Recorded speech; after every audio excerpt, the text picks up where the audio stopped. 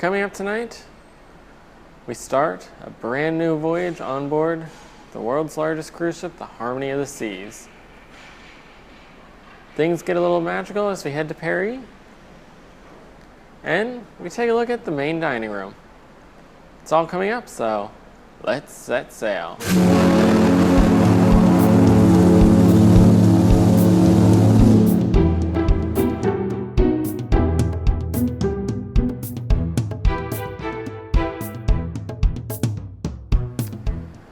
Welcome to day one of another sailing of the CruiseView. This time, once again, we've got a brand new ship, the Harmony of the Seas. Today, Sunday, October 23rd, 2016, she starts out on her long journey home for the very first time to the United States, where she will be home ported for the foreseeable future. So this is obviously another major sailing. We saw that before with the Quantum. There were some odd things with how they handled that one. It seems like they're going well out of their way to ensure this is not a repeat of that sailing, and so far it has not seemed like there's any reason to believe there will be any issues like we saw on board the Quantum of the Seas. So, as I mentioned, this is an extra special sailing, and with that, we've got a big ship, the largest ship in the world, and that means we also have a couple tweaks to our format in order to accommodate those changes. The main thing is that there are so many venues on board this ship, and so many of them are repeats of what was taken care of on the Quantum sailing.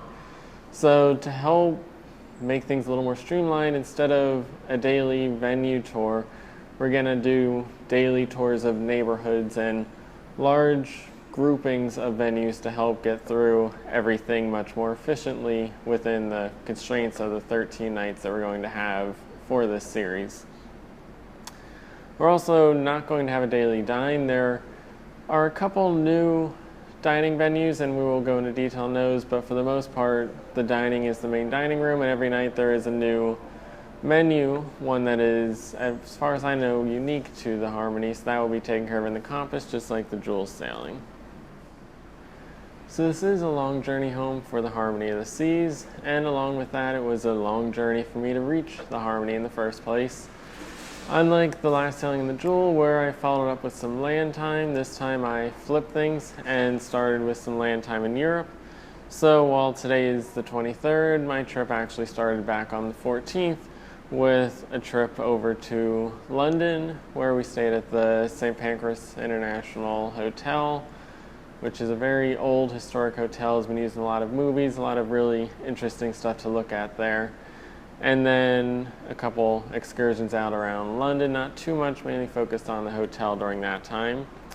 We're only there for one night before taking the Eurostar, which departs directly from our hotel over to Disneyland Paris for 5 nights there, seeing all the parades and of course everything that Disney has to offer. And just like with the last series in Disneyland, there are plenty of videos out there for Disneyland Paris as well that you can check out.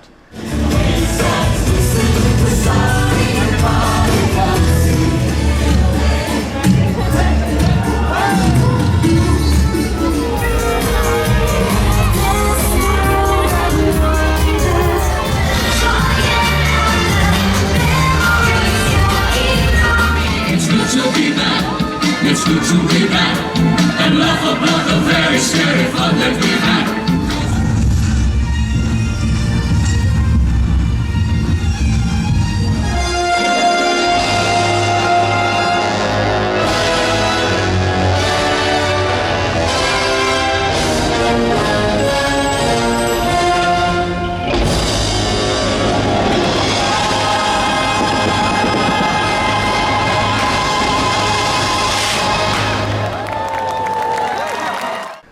Also took time one day to take an excursion off into Paris itself and see the Eiffel Tower and several other features of the city.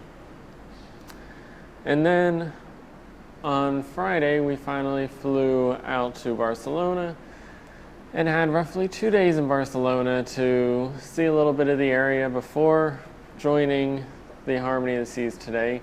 But she was not the only ship around during our time here. When we flew in on the 21st, there were several ships in port that we could see from our plane as we were landing, including the Carnival Vista, Carnival's newest and largest ship, along with Mein Schiff 5, which is a brand new class of ships for Royal Caribbean's smaller subsidiary lines dedicated to the German market, but it is also still a custom Royal Caribbean ship that was here on that day. And then yesterday on the 22nd, there were several ships once again. I did not get to go to the port to see them, but from my hotel I could see the stern of Pullmantur Sovereign, which of course is the former Sovereign of the Seas that belonged to Royal Caribbean. And along with her in port was the Holland America Koningsdam, which was, or is, their current newest and greatest ship. So a lot of very big ships in Barcelona right now. It seems like this is one of the hottest ports. Most of these lines are launching brand new ships and following the pattern of letting them sail from where they were built to start off, rather than sending them direct to the US, as has been the tradition in the past. But that led us to today with the Harmony of the Seas, the next leg of my long vacation, and this is a 13-night sailing. Another rather long sailing with heavy ports at the beginning, well, relatively heavy ports, and then a long stretch of seas as we started today in Barcelona, Spain. And then tomorrow we'll have our first port of call in Palma de Mallorca, followed by one day at sea, and then a stop in Malaga, Spain as well. So all three stops are in Spain. And then a lengthy transatlantic voyage with 9 days at sea, including Halloween, as well as on November 4th, we will be participating in, hopefully if the weather and everything goes our way, a meeting of the Three Sisters, as for the first time, the Harmony of the Seas will reach close to the US, and at the same time, the Allure of the Seas and the Oasis of the Seas will both come out to meet her, and all three ships will appear for a big photo op, the only time this will occur. And then on the 5th, of course, it all comes to an end with Port Everglades, the future home port of the Harmony of the Seas. So our departure was at 6 o'clock from Barcelona, and it was possibly the funnest departure I have ever had. Harmony of the Seas, not the best for finding a place to look out, but Captain Gus had a whole lot of fun today. We left at 6 o'clock. Norwegian Epic was also scheduled for 6 o'clock. The Costa Fabulosa and the Costa Fascinosa were scheduled for later at 7 and 8:30 tonight. And the way the port is laid out, the Harmony of the Seas pulled in forward, but she cannot turn around, unlike Miami where they pull in one way, go down to the end, and there's a little turning basin. There is no turning basin large enough to accommodate the Harmony of the Seas.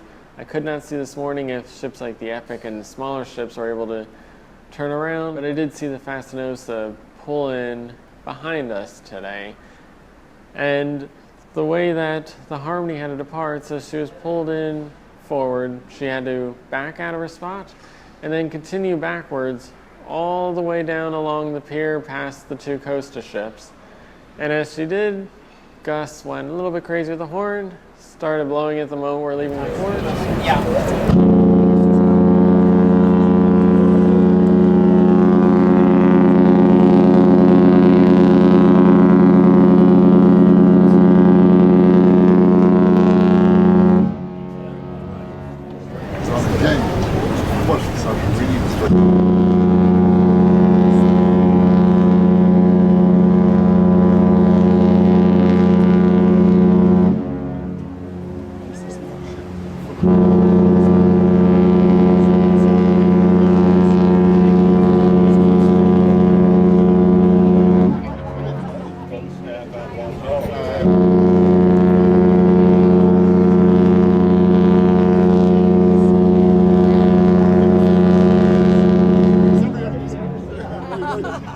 And kept on going, got into a big horn battle with the Costa ships as he sailed on by them. They really seemed to enjoy that one.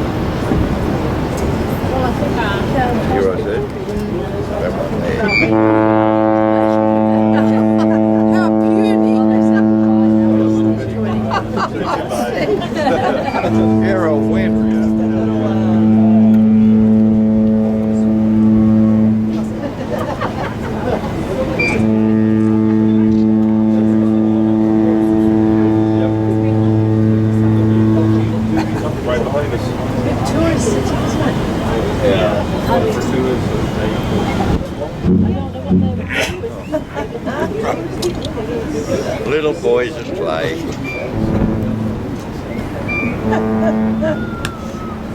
That's what it sounds like. Tell you what though,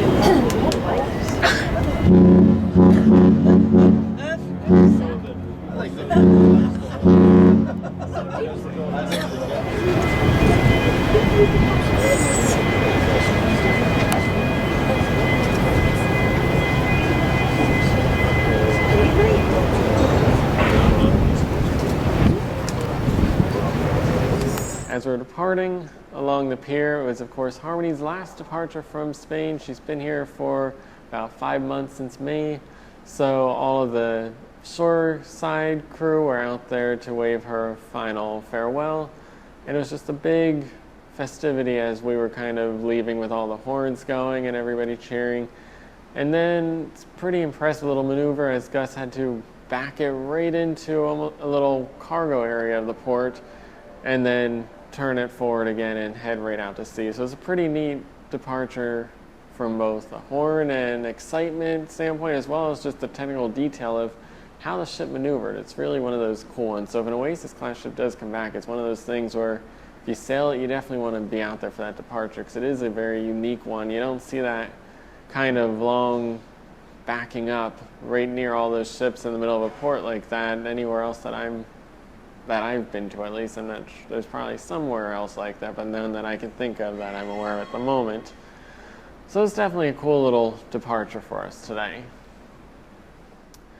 And then our weather, we had a sunrise at 8:13 a.m. this morning, so before we ever reached the ship, and then a sunset tonight at 6:58 p.m. So after we departed, right around the time that I headed off to dinner, we could really see that sunset as we were leaving the port, which was nice.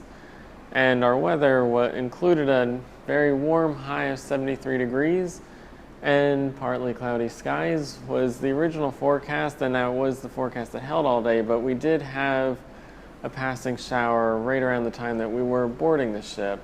But as I've come to realize over the past week or so, almost every day in Europe seems to include rain, even if the forecast does not mention the rain. So now that you're all caught up on what went on up to this point and today's conditions, let's take some time to look back on what went on with the Harmony of the Seas and the sailing leading up to our actual departure today. So the Harmony of the Seas is, of course, Royal Caribbean's newest ship. If you're not familiar with it, it is an Oasis-class ship, the third in the class, and a little unusual in that it is not followed immediately after the first or the second. In fact, the Oasis of the Seas, the first in the class, set sail back in 2009, followed a year later by her sister, the Allure of the Seas, both of which were built up in Turku, Finland, the same shipyard that built the Voyager class, the Freedom class, and many other ships in the Royal Caribbean fleet, including the recently announced Icon class of ships that will be coming out in the future. And the Harmony, of course, now in 2016 is 5 years following the last Oasis class build, so a lot of things have changed in that time. One of them is the financial markets, and as a result, she was not built in Turku. At the time of the order, both the Turku yard and her future building site were both owned by STX. But since then, things have shifted. Turku is now owned by Meyer Werft, who is the builder of the Quantum class and the Radiance class. But the Oasis and the Allure, while built at Turku under STX, are not the same location as the Harmony of the Seas, which was built in France at a separate shipyard, and this is the same location that the Oasis 4 and 5, which are already on the order books, will also be built at. So while being built in a separate location 5 years later, technology changes, a lot of things change. That means the ship is not the same. It's still an Oasis class, it's still an Oasis class design, same basic structure, but they've made a lot of improvements since they've obviously had the Quantum class and technology moved along. So while the frame is the Oasis, the technology is Quantum. So you've got a lot of high-tech stuff everywhere, including the Royal IQ, more of the interactive screens, new boarding process, new show system. Everything's really converted over to the Quantum system in terms of how the ship operates and what it offers. There are also a lot of advances in what the ship looks like, what its venues are, how things are laid out, because Allure following Oasis just 1 year later meant that all the steel was already in place before anyone stepped foot on the Oasis. So with 5 years of data on how people handled the Oasis and what people thought, they've now been able to make changes and progress the design to something that works a little bit better and take advantage of all this new knowledge that they didn't have back when the Allure was being built. So what did that all come out to? Well, when you board the Harmony of the Seas, if you've been on the Oasis class, it'll feel very familiar. It has that same design to it, same layout, everything's in the same places. But as you start walking around, you'll notice a lot of changes to things like wall locations, some appearance changes. For the most part, one of the things I took away from the Oasis 5 years ago when I set sail on her January 2nd, 2010, was that she had a lot of closed-in spaces. Every venue was sealed up. It was very claustrophobic and closed ship, whereas the Quantum was very open. Every venue was wide open to the main areas, and you start to feel that when you walk around the Harmony of the Seas. Things that used to be very sealed in now have a lot of glass or are completely open. There are walls that used to divide venues that are just missing as a whole now, and it really opens the ship up and helps bring things together and build that atmosphere that you got on the Quantum class that the Oasis kind of lacked, which is much nicer and something that you'll definitely notice when you walk around, that it does have that slightly more airy feel than the Oasis did before.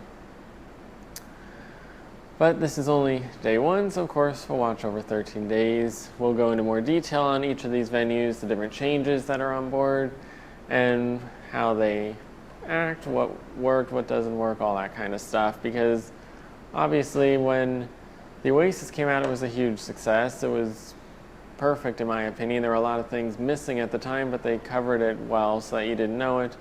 And now this is 5 years of evolution, so it can only get better from this point. So with this individual sailing then, the pre-boarding process, there was, of course, the pre-cruise planner. I have traditional dining, so I didn't have any of the dynamic dining stuff to deal with. There was, of course, originally supposed to be dynamic dining on here. They removed it later. There's still 3 dynamic dining named venues, but they're all just one big main dining room. So all I had to deal with before joining the ship was the entertainment, and that opened, I believe, 90 days ago, something around there. And that was very easy. The site worked perfectly this time. I was able to get everything booked and organized very quickly. So that was not an issue, unlike the Quantum, where it seemed to go on forever and take many phone calls. This was done in about half an hour maybe to go through, look at all the information, and come up with the proper schedule. Since then, we've received a couple items. Usually there's not too much communication before a cruise, but there have been several on this one. The first of which was about, I think, a week and a half ago, notifying us of changes to some of the Crown and Anchor procedures. There are a lot of Diamond and up level Crown and Anchor members, so as a result, the Diamond Club has been expanded to include the entire entertainment district. So that includes the attic as well as Joslyn 4 to help accommodate the high number of people that will be trying to use that venue. In addition to that, they of course informed us of that Three Sisters meeting, as well as that there will be an Oktoberfest on the boardwalk and several other small special events and other welcomings to inform us of just how special this sailing is, not only as a transatlantic, but to them, and that we should view this as a special sailing, which is a very different attitude than we saw with the Quantum, where it was kind of discouraged viewing it as a special. They've really pushed that message hard so far in this sailing. Even today on board the ship, almost every message that came across the intercom talked about how special of a transatlantic this is going to be, and that they're doing everything they can to ensure it is a special experience. So I'm sure there's going to be a lot of surprises in store for us over the next 2 weeks. So in addition to that one, there's also an email, as has been all over the news, about Samsung Galaxy S7s officially being banned from all Royal Caribbean ships at this point. And then there's another one about 2 days ago announcing some boarding information. It didn't announce a boarding time change, but it listed boarding time from 12:30 to 4, which was in conflict to my scheduled boarding time of 11:30 this morning. So that was a little odd and didn't really mention a boarding change, even though it was different hours listed. So then as for our boarding process today, it was relatively smooth. There was a bit of a line at the start, but once into the terminal, everything went smoothly. In Barcelona, there are several terminals. The Harmony is so big that she actually uses Terminal B and C, two complete terminals that are connected by a skyway in the middle, and of course the sky bridges to the ship. So when joining the ship, your set sail pass will identify which terminal you're supposed to be using. If for whatever reason you need to use the other one, it does still work. They both go to the same place. It will not kick you out, but they help organize the flow of traffic and also list the scheduled time they're supposed to arrive at the terminal in order to help smooth the flow of people throughout the day. This morning at 11:30, there were a lot of people. It backed up into the street a little bit, but it wasn't too bad getting into the terminal. Unfortunately, though, that was also the same time that shower came through. Once inside the terminal, it is identical to Quantum. They'll direct you to a person with a tablet who can then check you in, make sure everything's been signed and all photos are taken. If it's not taken, they'll take it for you right on the spot there. And from there, you're directed to the ship. One thing from Quantum that is not included, though, is the luggage tracking. They have not done that at all. I didn't see it in Royal IQ at all, so it likely is completely eliminated because it did not work very well on Quantum either. But overall, through that whole process, it was about a half hour, including getting into the building. Once in there, it was much smoother, so by noon, we're already on board the ship. So then once on board, it all comes back to the compass, the daily guide to everything that goes on during every sailing. And today, unlike a traditional sailing, things are a little bit different in Europe.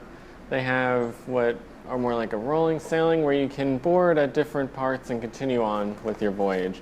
So we're in the US, we of course have back-to-backs. I did one on Quantum where you board the ship, you do a sailing, then you get off and you get right back on and do a second sailing. In Europe, they don't have laws that require them to completely evacuate the entire ship before starting a new voyage.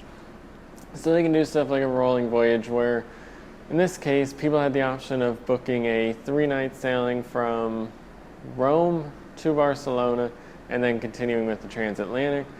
The way that Harmony has been running since her arrival to the Royal Caribbean Fleet back in May has been a series of 7-night sailings that had the option of joining in either Barcelona or Rome and doing a complete 7-night loop. And for this transatlantic to work, that meant that there was that partial leg from Rome to Barcelona that was left. So you could still book that to add a couple extra days to your transatlantic here. And a few people did that, but that also means the compass is a little different because there was breakfast and other things because people were on board and basically having a port day. But for us, of course, the compass doesn't really start till noon, and that's when all the usual stuff takes place. They had a lot of things set up on the promenade deck to try and get you to buy stuff as you'd expect, all the drink packages, internet packages. The one thing that they did also have was the WoW bands, and I did buy a WoW band again. They were free on the Quantum. They are now $4.99. It's a little bit weird. If you have a WoW band, you can actually bring it on another sailing, and you can give it to them, and they will give you a brand new WoW band that is programmed for your current sailing. So I'm not quite sure how, from a business sense, that works, but it's a pretty good deal if you do have one, because once you buy it once, you can just keep going on new ships, and they'll just keep giving you brand new WoW bands in exchange for your old one. Unfortunately, though, the WoW bands have not worked at all. While most stuff has worked, there's been a couple quirky things with the Royal IQ app I've seen. The WoW bands just have not worked. They did not work when we got them. When we went back to get them checked, there was a whole line of people complaining none of their WoW bands worked. And oddly, the main troubleshooting method was to take everybody's WoW bands, throw them in a box, and give everybody brand new WoW bands. So it seems like that's a very expensive process to correct these WoW bands. But at this hour, they're still not working, so hopefully they get them fixed tomorrow. Maybe that I need to go onto a third WoW band in order to get that to work, but I liked it on the Quantum. I'm definitely gonna use it again this sailing, even if it takes a couple days for them to get it figured out. Hopefully they can correct that, because it is much easier for getting into your cabin. But then our rooms were available at 1 o'clock. That was pretty much right on time, as you expect. It seems like lately they've been pretty good at that time and getting everything ready on time. There were no real hiccups or anything to slow them down this time, so at 1 o'clock we got to our cabins. The cabins on board this ship are similar to the Quantum class in appearance. They have that same color scheme and cabinet work instead of the closets of the older ships. They don't have any of the overhead cabinetry that the Quantum had, so you do lose a little bit of space compared to Quantum, but they do have that nice desk that the Quantum of the Seas had.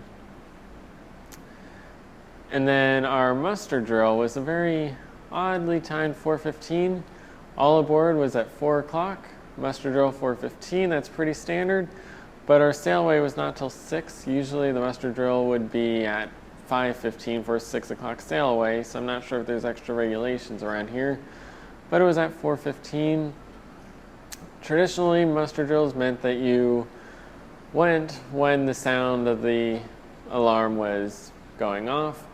Recent years, people have started going early. This is the first time I can remember where they actually announced 15 minutes beforehand that everybody should go to their muster station and be at their muster station by 4:15 when the drill is actually scheduled to start. So that's the first time, and it made things go much quicker because basically at 4:15 the event actually started.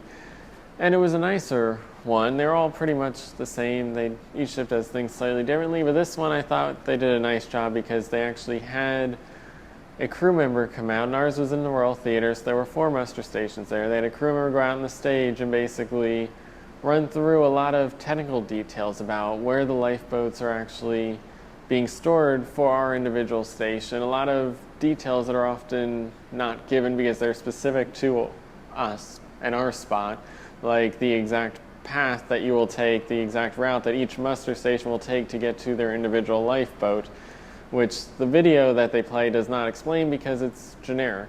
So that was a nice little precursor to the usual videos and everything else that they did play that we always expect during these muster drills.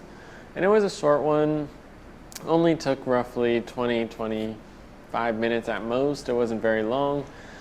but it was more crowded. Usually there's plenty of seating. This is the first muster I can remember where there was probably like 2 rows of people lined up behind all the seating because there were not enough seats for everybody assigned to the muster station. But that did get done, like I said, roughly 4:30, 4:40.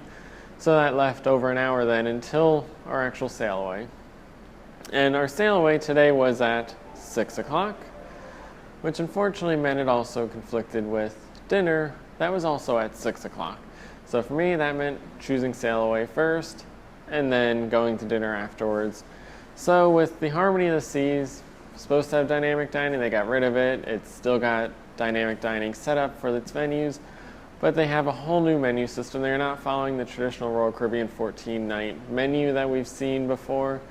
They have a menu I'm not sure any other ship currently is using but Harmony. There may be somebody out there, I'm not aware of it.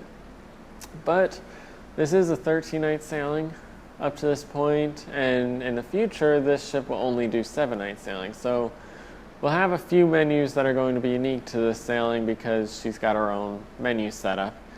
And it seems like all the menus are a hybrid of classic entrees and starters along with some dynamic dining ones that we saw in the Quantum of the Sea. So it's a real mashup of things, and it seems to follow the format closer to the dynamic dining setup with a lot of classics with a smaller set of specialty ones that change each day. The one nice thing they've done this time though is that when you go to the TVs, you can actually see all the menus. So when you go and you choose the main dining room, you can actually see 8 days worth of menus. And I just checked, it is now 1:30 in the morning before I started filming this. It already switched, and I was now able to see day 9, and day 1 disappeared. So it is a rolling 8 days, but you can see 8 days of menus out for the main dining room, which is something I haven't seen any other ship do. For the most part, they've always only shown you the current day's menus, and even the ones with the digital signage would show you that day's menu each day, and it would change automatically at midnight. So this is a huge plus, I think, for this class, and hopefully every ship has it in the future, and maybe some of them already do have it. I'm sure Anthem likely has it, because it seems to be a lot of the same software packages on Quantum and Harmony at this point. So our day 1 menu, some of the more specifics. For me, I skipped the starter because I was at sail away. So for the entree, I did the herb roasted turkey, which was a pretty traditional Thanksgiving dinner that we've seen on several of the ships. The quality of the food in general today I thought was very good. It was, nothing was off or gritty or anything. Then for my dessert, I went with a banana sundae, which I haven't seen very many sundaes on ships before. They got rid of a lot of the chilled soups, it seems like, so maybe this is to help that, but it was nice. It was a vanilla ice cream sundae with some blueberries along with some bananas with cinnamon glaze over them. And looking ahead, it seems like there's some more sundaes and other menus, so I think that may be a new staple, and hopefully it would be nice to see a different kind of unique sundae every day, because it is enjoyable on these hot days to come back and have a refreshing sundae for dessert. So, following dinner then, there are a lot of different shows on this ship. Similar to Quantum of the Seas I mentioned, I'll be talking about the shows as I attend them rather than when they're listed in the compass, because they will be in the compass a lot. So for me, that was a 9 o'clock showing of Grease tonight, the Broadway show for the Harmony of the Seas. And if you're on the Independence of the Seas, she also has Grease as well. So this is another Broadway show. Hairspray was the very first Broadway show they did on the Oasis of the Seas. Felt very traditional, very classic Broadway show play that you would expect to see. Then I saw the Mamma Mia show on Quantum of the Seas. That was incredibly simplistic, very minimal setting, lighting, anything. So now this is the third play I've seen, and what makes this one different is that it may be the first, it's at least the first that I've seen, where the Royal Caribbean production team actually went in and redid the show, kind of took the story and made the show how they wanted, made all the setting, everything the way they wanted, and you could really tell that it had Nick Weir's mindset throughout it. because it heavily used all the elements of the venue. They took full advantage of the space. They had video boards, they had aerialists, they had a lot of the elements that have really come to be what Royal Caribbean Entertainment is known for.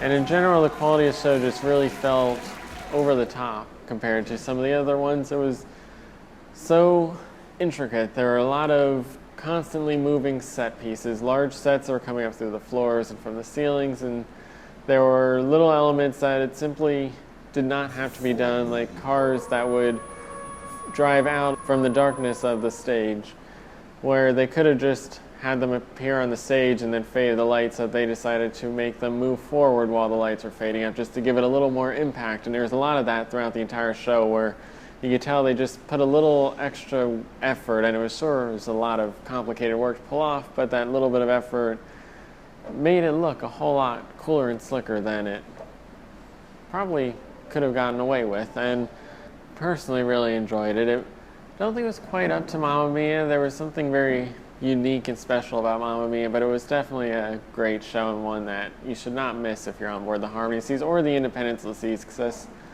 from what I've heard, it sounds like they have identical everything, sets, all that. So if you're on the Independence Seas, it should be a very similar show with the same kind of cool elements like the moving cars and everything else that they did tonight on board the Harmony of the Seas. And that kind of wrapped up my night. Afterwards, it was very calm and quiet on board the ship. It is a transatlantic, and typically transatlantics are quiet at night. People go to bed early, they get up early, they relax. There's not as much going on because there are 13 nights. And for me, I took some of that time to go through and look at what's coming up, because the Royal IQ app is actually working on Lake Quantum, which meant I could look at the compass not just today, but some of the future days. And while they're not fully fleshed out, there are some elements on there that I was not aware of. One of them was that while I expected the captain's reception to be tomorrow, it's actually day 3, so I had to switch some of my shows around. It was a little bit tricky, had some trouble with it, but eventually going to one of the Royal IQ apps, I was able to take care of that. But the main thing was that I was able to see that now and make those changes. So that certainly helped out. If I hadn't been able to look at that, I would have been stuck with a show that conflicted with an event that I wanted to attend, and I would have been stuck too late. So here I was able to catch it in advance, get it all straightened out.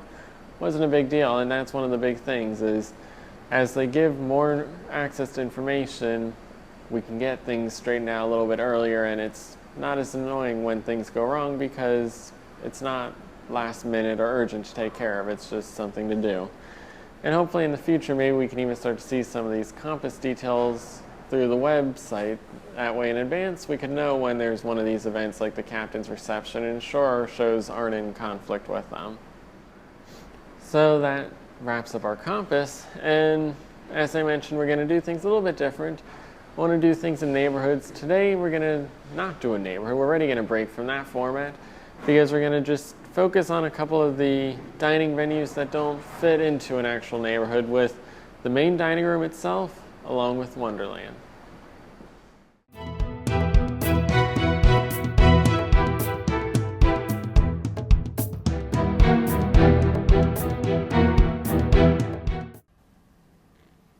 The main dining room, the primary venue for guests to eat dinner each night, spans 3 decks and 3 styles. Originally designed to support the use of smaller, specialized venues for dynamic dining, the theming remained while the format was removed. The American Icon Grill, located on Deck 3, features a modern decor with artwork featuring regions and landmarks throughout the United States.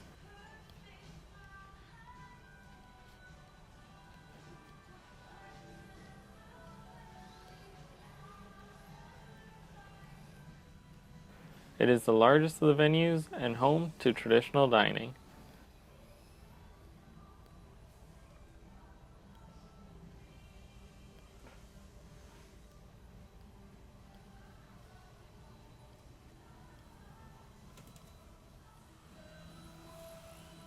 The Grand, originally intended to be the formal venue, retains its more upscale atmosphere while being used as a venue for my time dining and following ship's dress code for each day.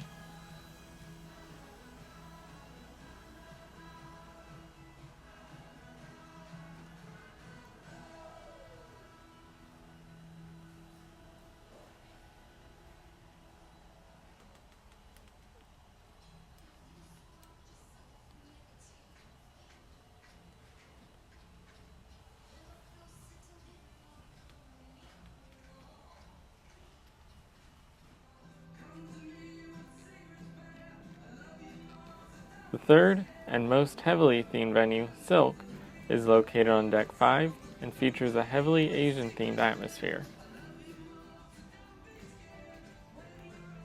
Like the Grand, this venue is utilized for my time dining as well.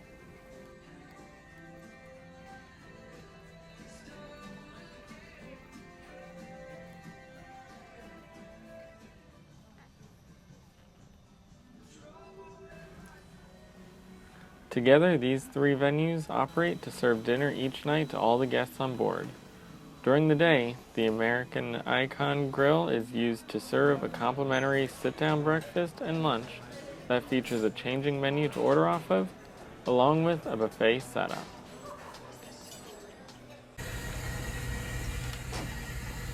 Zumi Hibachi and Sushi, located outside the main dining room on Deck 4, this now Royal Caribbean staple offers a variety of a la carte sushi and other Asian items for both lunch and dinner.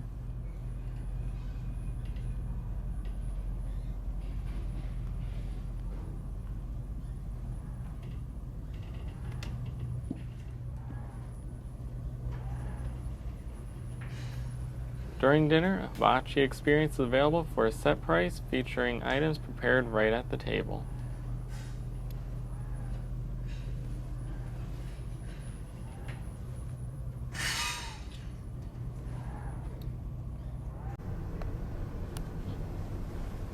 Wonderland. First introduced on the Quantum of the Seas, it is now available on all three Oasis-class ships, occupying the space previously used for the Concierge Lounge.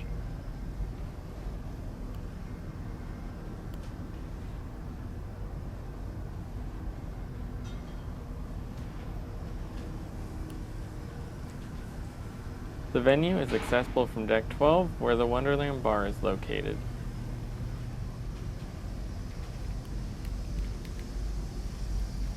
The back of the venue features the traditional dining venue with all of its imaginative dishes.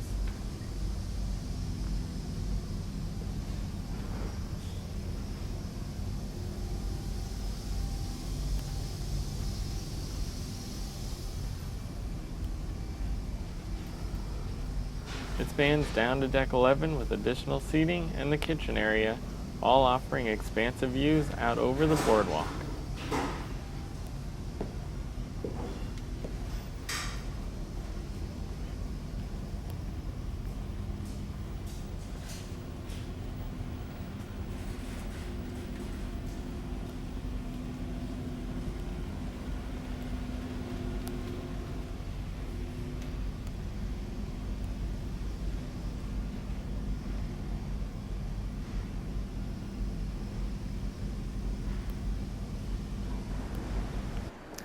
So you may be questioning why those weren't daily dines. Well, they're dining venues, but they're really more of a tour format rather than the menus and all the other details. So that's why they're not. And you'll see that throughout the sailing. There'll be some dining venues included in each of the venue tours. But if it is a truly brand new dining venue that has never been covered before, wasn't on Jewel, Grandeur, Quantum up to this point, first times on Harmony of the Seas, it will have a dedicated daily dine segment like you saw in the Quantum of the Seas, one of those nice polished ones.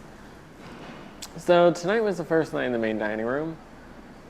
I definitely went into a little bit negative because I did not like the fact that they switched the dynamic dining off and left the format of the venue the same. But I have to say it was very nice. We're located on Deck 3, the American Icon themed venue. And I remember the old venue back on the Oasis. It was 5 years ago, so my memory is not completely clear, but I've, of course, got a lot of video and pictures of it, and I have pretty good memory of those things. And I remember that one being very closed in and kind of dark, where this was very vibrant and open, and it really felt like you could see a lot more of the venue than you could before. It felt like one large dining room like we like, where the Oasis one I thought felt a little more closed in than this one.